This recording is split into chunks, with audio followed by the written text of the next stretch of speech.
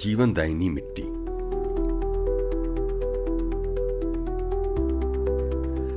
हमारी प्राकृतिक संपदाओं में मिट्टी का महत्वपूर्ण स्थान है। फसलें, जंगल, घास, झाड़ियां सभी मिट्टी में उपजती हैं।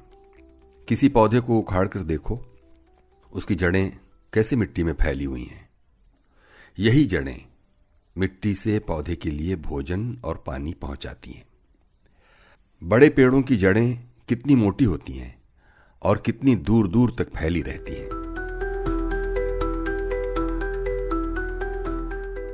मिट्टी कैसे बनती है? अब सवाल उठता है कि मिट्टी कैसे बनती है। क्या तुमने कभी सोचा कि मिट्टी आती कहां से है? पृथ्वी की सतह कई प्रकार की चट्टानों से बनी हुई है। ये चट्टानें धीरे धीरे टूटती रहती हैं। चट्टानों के टूटने से छोटे पत्थर और कंकड़ बनते हैं और टूटते टूटते वो आखिर में बालू और मिट्टी में बदल जाते हैं। तुम आसपास की पहाड़ी ढलान को देखो, तुम्हें वहां चट्टानों के टूटे फूटे टुकड़े, कंकड़, मोटी बालू वगैरह बिछी हुई मिलेगी। ये वहां की चट्टानों से टूटी हैं। चट्टानों के ऊपर बिछे इसी भुरभुरे पदार्थ को हम मिट्टी कहते हैं। चट्टानों के टूटने फूटने से बनने के कारण ही मिट्टी में वो सभी तत्व होते हैं जो इन चट्टानों में होते हैं। जैसे कि अगर हम सीहोर जिले के गांवों की मिट्टियां देखें तो वो काले रंग की बारीक कणों वाली दिखाई देती हैं। सीहोर जिले में मिट्टी लावा चट्टान के टूटने फूटने से बनी है। ये चट्टान काले रंग की है, लेकिन अगर तुम टीकमगढ़ जिले में जाओ तो वहां मोटे कणों की मिट्टी मिलती है जिसमें बालू ज्यादा होती है। इसका रंग भी लाल होता है। ये मिट्टी बालू वाली लाल चट्टान से बनी है जो टीकमगढ़ में मिलती है। तुमने कभी आसपास की मिट्टी खोदती हुई देखी हो तो क्या ध्यान दिया कि खोदते खोदते अलग अलग तरह की मिट्टी निकलने लगती है। सतह के ठीक नीचे गाढ़े रंग की मिट्टी की परत होती है। ये परत जितनी मोटी होती है, मिट्टी उतनी ही उपजाऊ होती है। इस परत में घास, पत्तियां वगैरह का सड़ा भाग होता है। इससे मिट्टी उपजाऊ होती है। इसे ही अंग्रेजी में ह्यूमस कहते हैं। मिट्टी की इसी ऊपरी परत में पेड़ पौधों की जड़ें फैलती हैं। इसी से पेड़ पौधों को पोषण मिलता है। अगर तुम 1 चम्मच मिट्टी को 1 गिलास पानी में घोलोगे तो पाओगे कि मिट्टी का कुछ हिस्सा गिलास के नीचे बैठ जाएगा और कुछ भाग पानी के ऊपर तैरेगा। तैरने वाला यही भाग ह्यूमस है। ऊपरी परत के नीचे मिट्टी की दूसरी परत होती है। इसका रंग हल्का होता है। ये कठोर भी होती जाती है। मिट्टी की इस परत के नीचे चट्टानों के छोटे छोटे टुकड़ों की परत है। ये टुकड़े नीचे की कठोर चट्टानों के टूटने से बने हैं और इन्हीं के बारीक होने पर मिट्टी बनती है। इन्हें जनक चट्टान कहा जाता है।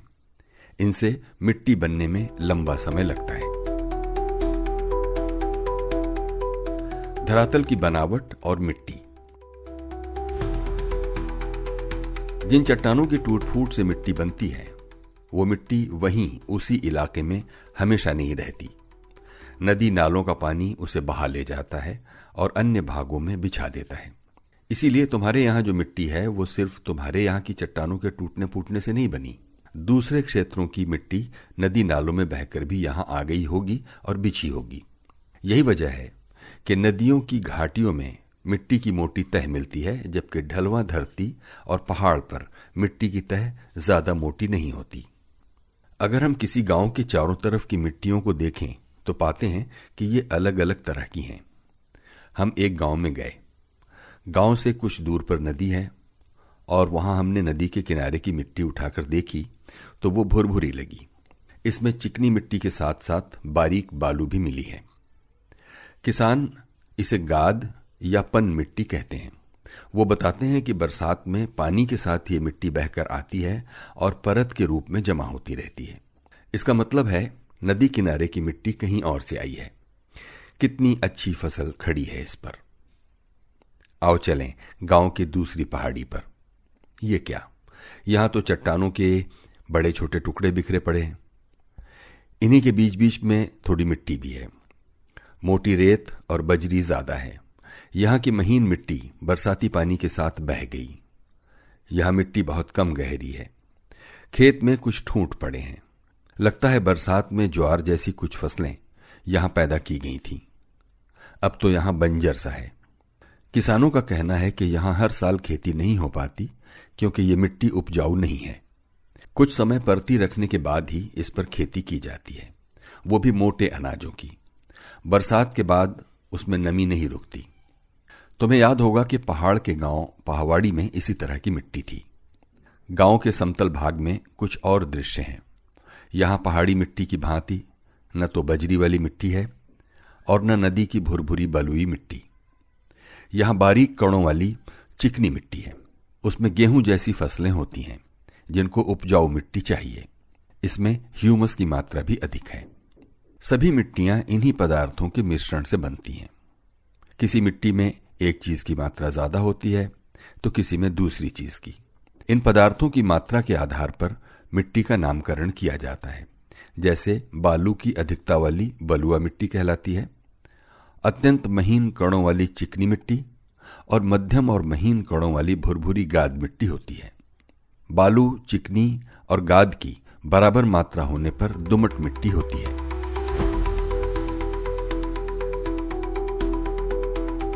मिट्टी में पानी का सोखना।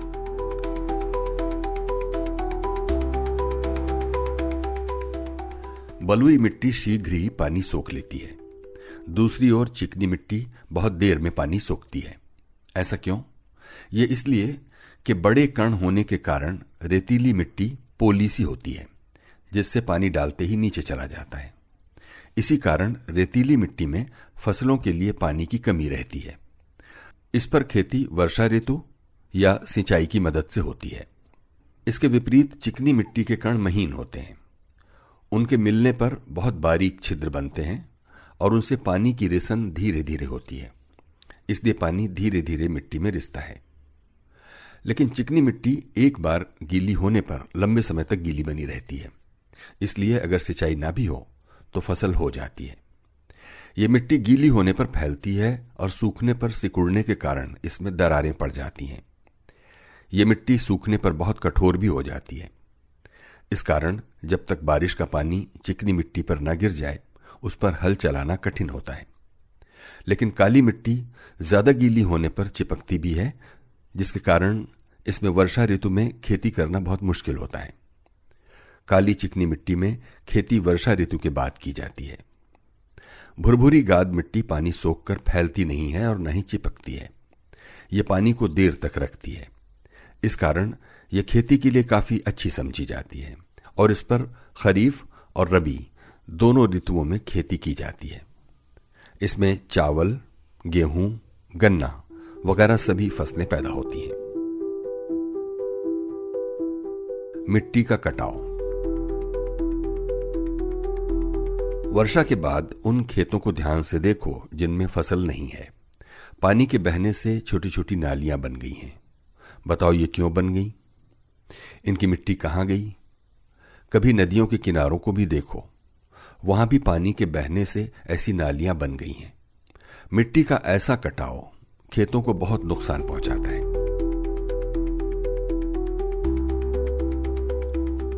मिट्टी के कटाव को रोकने के उपाय। कहीं मिट्टी कटी हो तो उसे ध्यान से देखो। कैसे घास, पौधों, पेड़ों की जड़ें मिट्टी को बांधे हुए हैं। अगर पेड़ पौधे नहीं हों तो मिट्टी कैसे बंधेगी? पानी आया और मिट्टी बह गई। इसीलिए जहां छोटी छोटी नालियां बन गई हैं वहां पेड़ पौधे लगाए जाते हैं। तुमने इंडोनेशिया के बारे में पढ़ा था कि वहां सीढ़ी नुमा खेत बनते हैं, जिससे पानी के साथ मिट्टी बह न जाए। मिट्टी के कटाव को रोकने का ये अच्छा तरीका है। लेकिन ये तरीका तो खेतीहर भूमि में ही अपनाया जा सकता है। जैसे बांध बनाकर पानी को इकट्ठा कर लिया जाता है, वैसे ही अगर ढलवां खेतों में भी पानी को रोकने का उपाय कर लिया जाए तो ये नालियां भी नहीं बनेगी, जिनसे मिट्टी नहीं बहेगी और मिट्टी पानी भी सोख लेगी। कई बार खेतों की निचली ढलानों की मेड़ें ऊंची करके लोग बांध जैसा बनाते हैं।